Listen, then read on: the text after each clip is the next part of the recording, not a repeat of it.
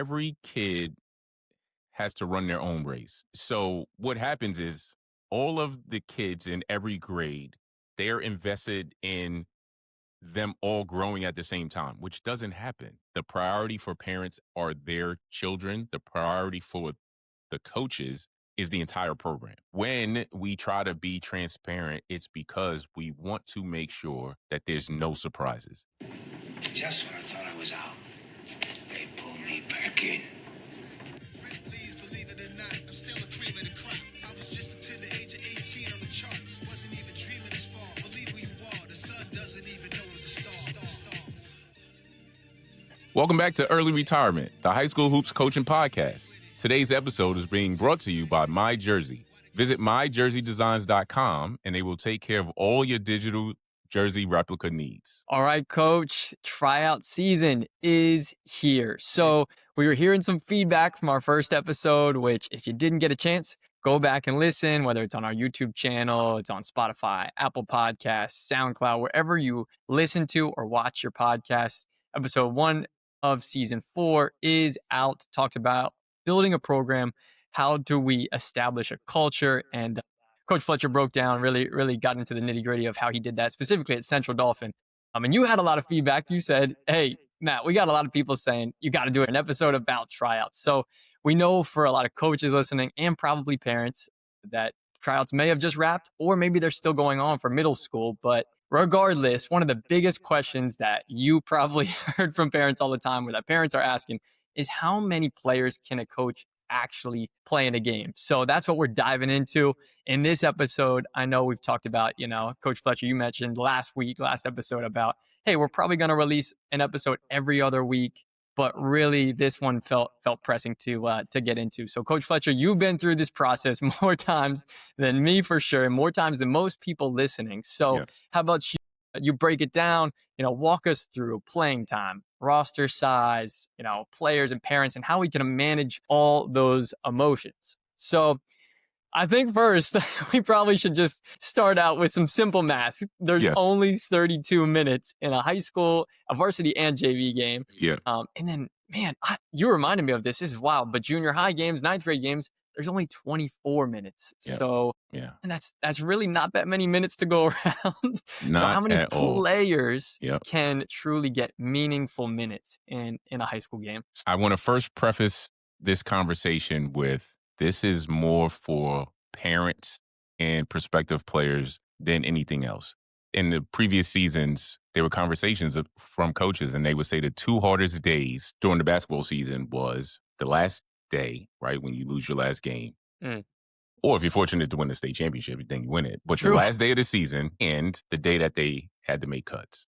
And making cuts is not something that anybody looks forward to. It is really difficult. It's like a gift and a curse, so to speak, because the gift is the season is about to begin. But the challenge behind it is there are definitely some emotions involved there, and you have to separate yourself from some players that really had aspirations of being on the team. So let me lead with that and understand that this conversation specifically is definitely one of those that my experience is what's leading my perspective more than anything else. It is not the be-all, end-all. It is not every coach thinks this way, but I'm pretty sure that a lot of coaches will understand the perspective. So, as you mentioned, it's not a lot of minutes. There are not a lot of minutes for players in all of these situations. I want to start with a story from when I coached middle school. I was coaching 8th grade. This was back in 2011. So I had already coached rec.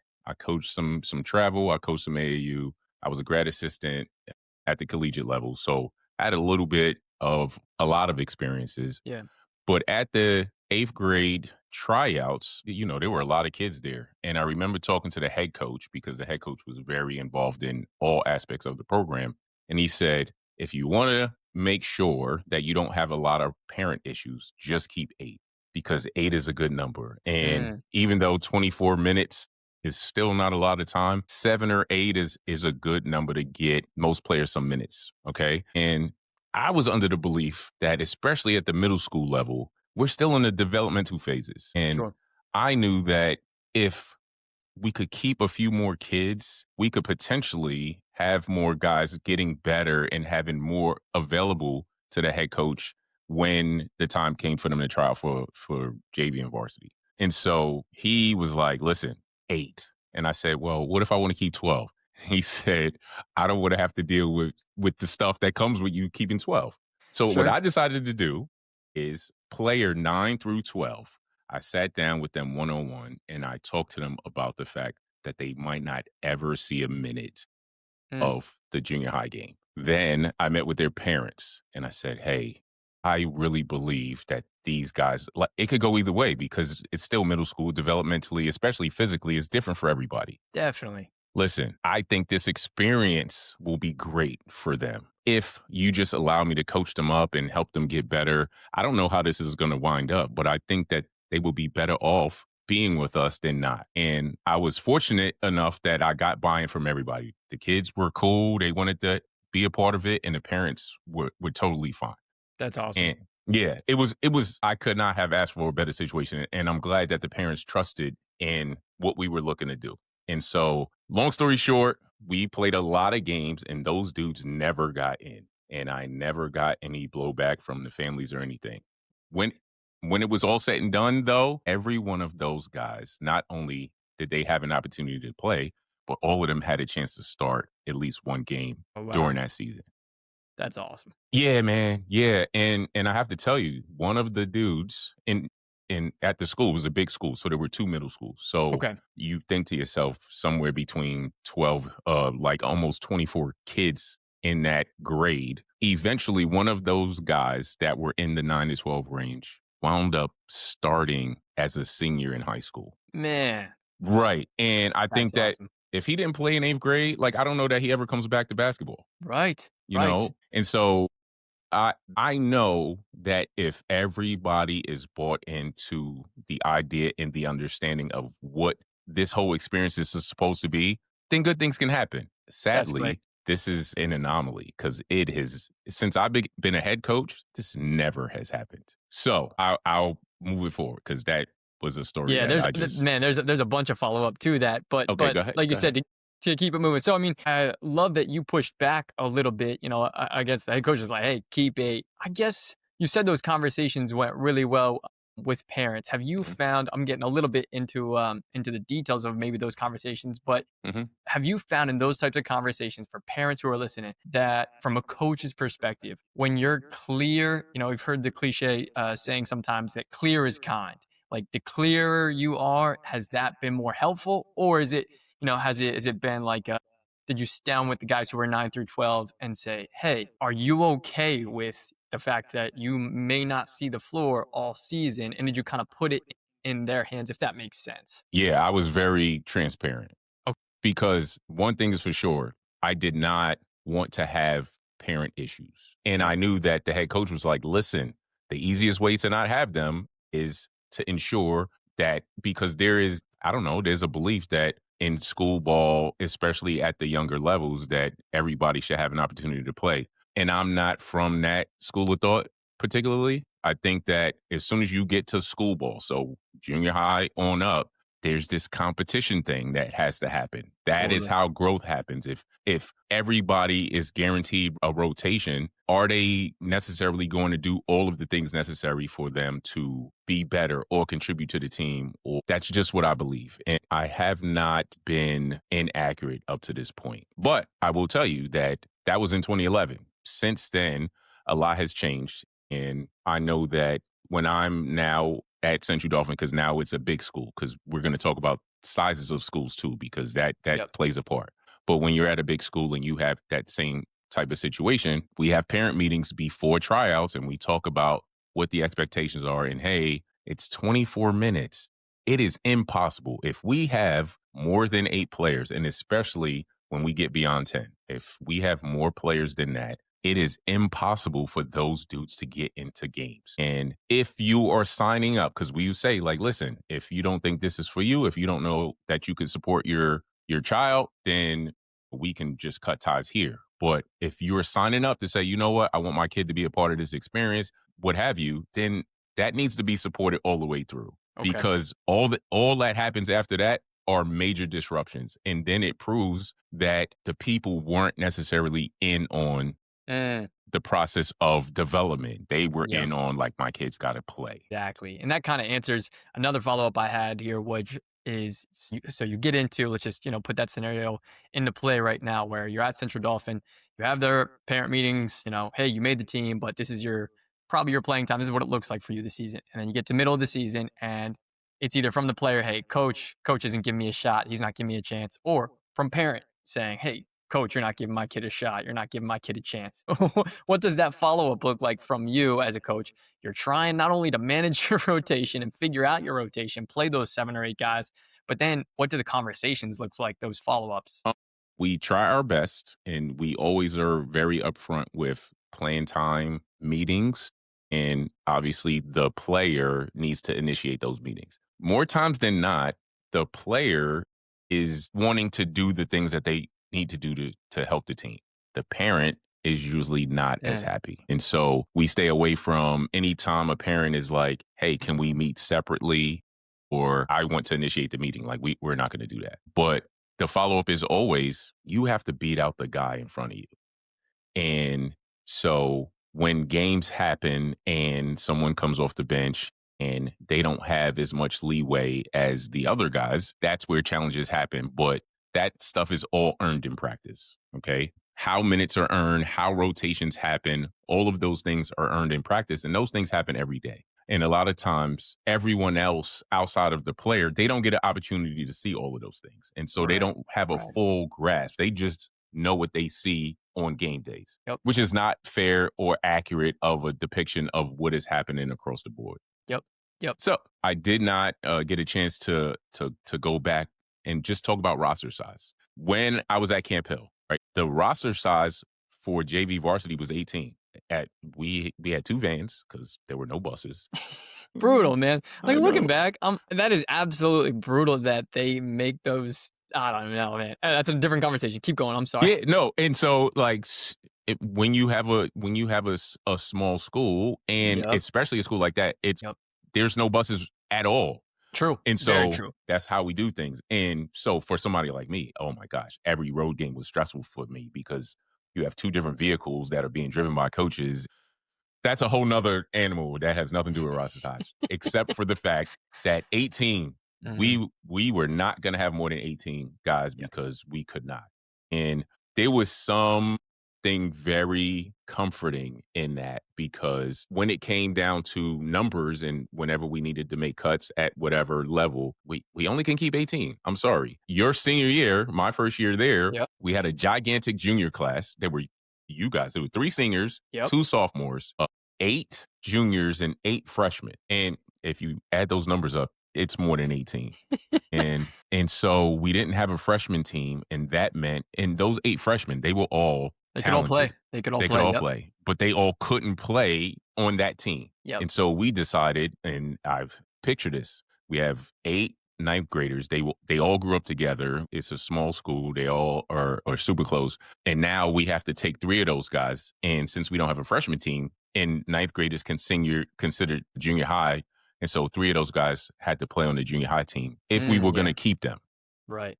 And that was very tough for all of us. It was tough for us as coaches to make a decision like that, but we wanted to keep them. And so that was a way to keep them in the program, Yep. let them develop. They could go out there and really physically not have any challenges, but now I can work on whatever my skill set is that is lacking or Yep. not enough for me to make the JV varsity team. And then, like what happened, eventually those dudes wound up playing JV and varsity, and it was super fantastic. Yep. But the start was tough, and I'm pretty sure well, I know for a fact the parents weren't happy, but Well, but I mean, that brings up man. I love that you use that example because I hear from a lot of coaches, high school coaches in this area, that it's that classic like, do I keep juniors, 11th graders who are not really gonna play so I can develop my freshman and sophomore, or but like in that case, like you said, you had a strong junior class and a strong freshman class, so it'll put you in a weird spot. Like you had a lot of juniors who were gonna play, and you had a lot of freshmen who were gonna play. So yeah, that was a weird spot. For yeah. sure And remember that. and it's different. I think coaches at smaller schools have a different situation than coaches at bigger schools. Okay. Yeah. From our perspective at Central Dauphin, if we have a junior, they are only in play for varsity. They are not in play for JV because of the fact that we still have to worry about the pipeline. Like we have to worry about development Sure. of the younger dudes Sure. at that stage of the game. Like we couldn't do it. There are some schools, some bigger schools that play in our league that will sometimes have juniors on JV, Okay. but for us, like we couldn't do it. Whereas at Camp Hill, that year with all of those juniors, we had quite a few of them playing JV. Yep. And Yep. so that's another one of those very nuanced conversations that has to happen. But I would say, again, for the player and the families involved, when tryouts end, which at this point, when this is airing, tryouts for varsity and JV are done. And you should all have an idea of what the coach is thinking, at least to start the season. Got it. And so if you are one of the people that aren't in the rotation mix to start and they let you know that, and you're signing up to say, you know what, I want to give it a shot. I want to be a part of this team. I want to do those things. The best thing you could do is just allow that to happen. That's And great. That's that great. is the thing that doesn't happen enough. And I understand, right? It's when the lights turn on and everybody is out there in the student section. I mean, back in the Camp Hill days, I don't know that there was a better Yeah. environment. And I'm sure, Yeah, it was, man. It was solid back in those days. It was solid. dude, listen here, the Camp Hill Crazies. Listen, Shout all out I'm Camp Hill saying is, Crazies. yes. Shout out to the Camp Hill Crazies. And we will get all types of comments of people from other schools. The other students say, hey, okay, I'm just telling you, I know that when we played home games at Totally. Camp Hill, it was packed all the time. Okay? Yeah. Yeah. I will say, though, sorry, we're getting off this little side know. tangent here, but coming to a couple of your Central Dolphin games over the last couple of years, the students showed out. And maybe it was like, I think I came to like your last 2 years in a row where it was you guys and Cumberland Valley. So obviously a huge, rivalry there. But man, I mean, the students showed out. I got to give them props. They showed Yes, out. and so let me make sure that I give the Ram Mob their props too. Okay, it's different when the building is smaller, and it's more Yes. intimate, and Yes. Great point. literally the student section is right on top of when you're taking the ball out and things like that. Yes. Yes. So okay, Great point. Great point. Okay, guys. No, you're good. Yeah. You're good. So in managing all of this, I love that you made that distinction between, small school versus big school. They're just massively different situations. Yes. And then having that upfront conversation with the players sounds like, man, that's the most important takeaway, at least so far, that I feel like you've said. So managing the expectations, like, what do you think that parents maybe need to understand? You talked about having the conversation with the players. What can parents understand about coaches' decision-making process about, like, man, we can't play everybody, or we can't keep everybody, especially in this tryouts? It's really difficult, obviously, with the emotions, but what can parents take away? The biggest thing is every kid has to run their own race. And so what happens is all of the kids in every grade, they're invested in them all growing at the same time, which doesn't happen. And so it goes back to my kids are in middle school. They played, travel ball together. And then one of the kids might be good enough to play freshman. And then everyone else is still going to play junior high, 7th grade or 8th grade. And then that whole thing, well, I want my kid to play 9th grade too, because they've been friends and all of that stuff. So that's one thing. And then when you get to the JV and varsity level, it changes. There were some guys that developed early and they were, they played a lot as, 9th graders. They played a lot as 10th graders. And then all of a sudden their peers passed them, whether it was skill wise or physically, and it changes. And it is very difficult for parents to see that part of it. And it's okay. Again, the priority for parents are their children. The priority for the coaches is the entire program. How is all of this going to play itself out? And so when we try to be transparent, it's because we want to make sure that there's no surprises. Hey, this is what we're thinking. This is what we're looking at. And I think the challenge is when it's tryout time. At the time that people are watching this, everybody's excited. Well, the excitement is going to go away at some point because now we have to play real basketball games. Yep. And now there's a rotation that has to happen. But at the varsity level, there's 32 minutes. Okay, if I'm going beyond 8 guys, the rest, there's not a lot of minutes left. And so how does that happen? How do you deal with those things? If I'm playing junior high, whether it's 7th grade, 8th grade, or even the freshman level where the minutes are even more scarce. How does that work? I have another story. My first year at Central Dolphin, we kept a lot of dudes. And Okay. so when I say a lot of dudes, I'm going to say more than 12. Okay. Okay. I was on the, you know, rainbows and unicorns. We're going to take all of these guys, we're going to develop them. And Sure. the guys on the end of the spectrum of like, it's going to be very difficult to get you minutes. They were great. They Okay. understood that this was an opportunity. Some of them didn't get a chance to play in middle school, and so this was an opportunity. And sadly, at some point, there was dissension. Sadly, at some point, there were guys that weren't particularly happy with their roles, and Sure. it was tough because moving forward, we're like, hey, we want to keep this guy because we think this dude could turn into something. But then, you think in the back of your mind, but if there isn't complete buy-in, then it becomes a Mm, disruption. Then it mm. becomes, why did we do that? Wow. Does that make sense? Makes sense. I love that you just said that word, complete buy-in. So it sounds like you're learning along the way as a coach. Like, okay, we've learned unfortunately some hard, the hard ways in the past. Like, okay, there can be dissension down the road, and it doesn't mean you don't take chances on certain kids from what it sounds like, but also does make you think like, if we can tell he's not fully bought in, or maybe he's still kind of here for himself, it might not work out.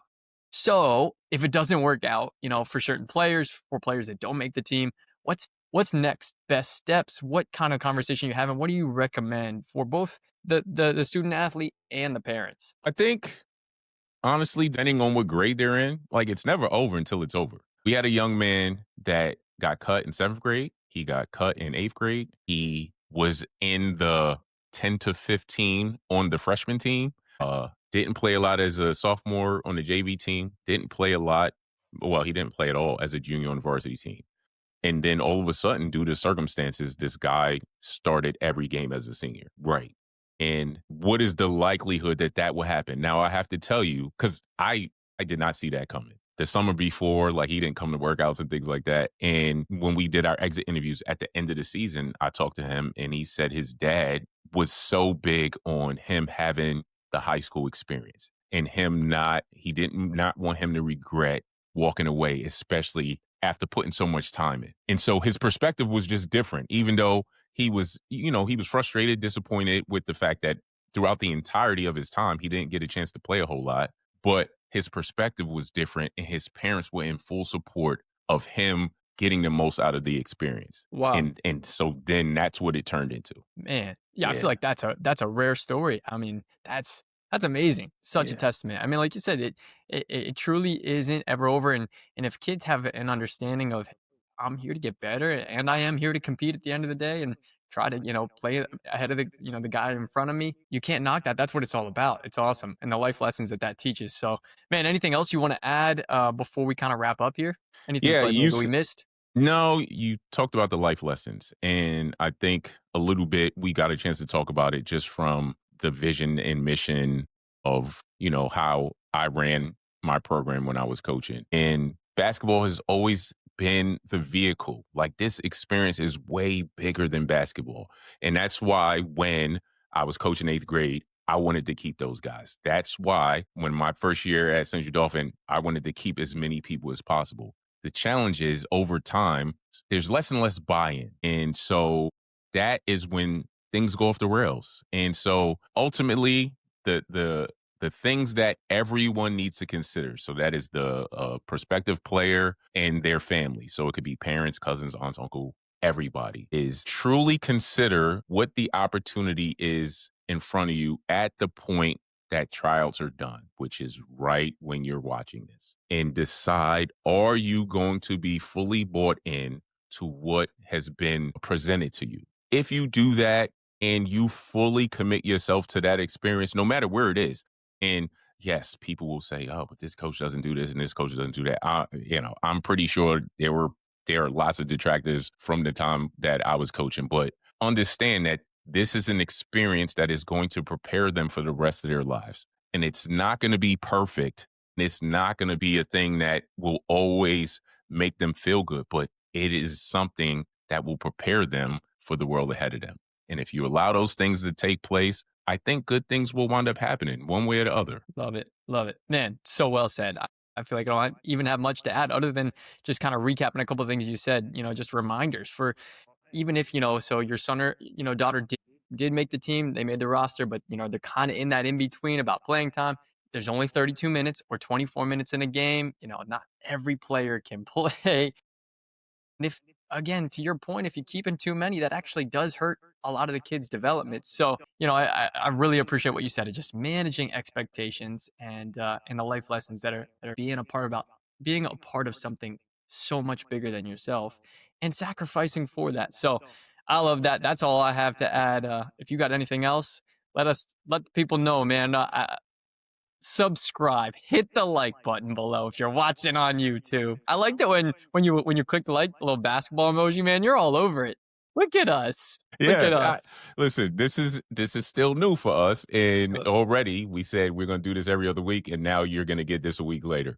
We're excited. This is cool, and we're just trying to give you guys what you're asking for. And so, yes, you should subscribe, because if you're looking for this in 2 weeks, you're not going to get. It's already out. It's out right now. That's right. And so, wherever you need to subscribe, please do that. SoundCloud, Spotify, YouTube channel, Apple Podcasts. Okay, follow us on the socials, Instagram, TikTok, X, and Facebook. All right, that's what I have.